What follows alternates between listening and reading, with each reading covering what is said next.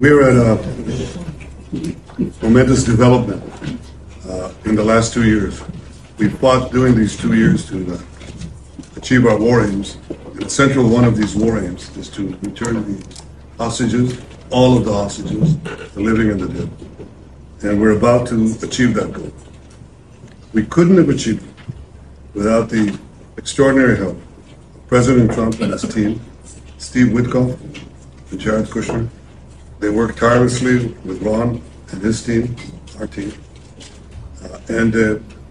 That and the courage of our soldiers who entered Gaza and the combined military and diplomatic pressure that isolated the Hamas, I think, has brought us to this point.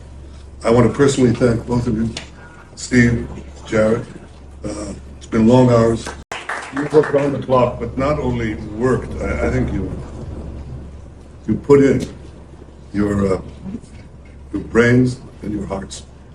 And we know that it's for the benefit of Israel and the United States, for the benefit of decent people everywhere, and for the benefit of these families who will finally get to be with their loved ones. And I want to thank you on their behalf as well, and on behalf of the people of Israel. Thank you.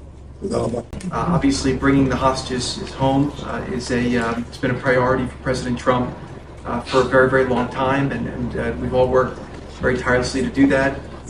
But I really want to say that this all would not have been possible without the bravery of the IDF and the soldiers, what they've accomplished not just in Gaza, but also what they've done in the theater over the last couple of years to eliminate Hezbollah in the north and really degrade them. What you were able to do in Iran, it really helped set a big tone. But particularly seeing the way that your citizen army, I know a lot of you, probably all of you, have family, friends who were in this effort, really put your sacrifices on the line to fight for your country and to try to make a difference.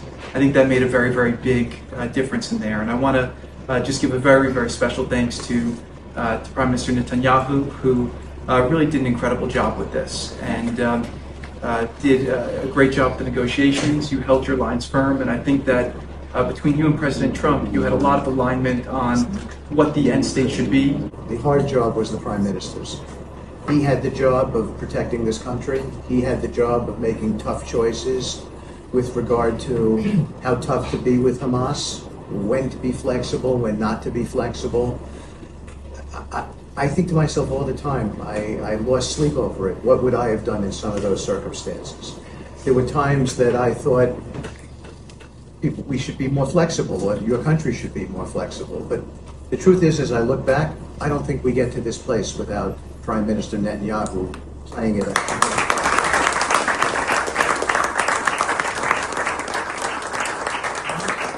And I'm not just saying that. They're not just words. The president believes that. My president believes it. He believes that Prime Minister Netanyahu made some very, very difficult calls, and lesser people would not have made those calls. And here we are today because Hamas had to, they had to do this deal.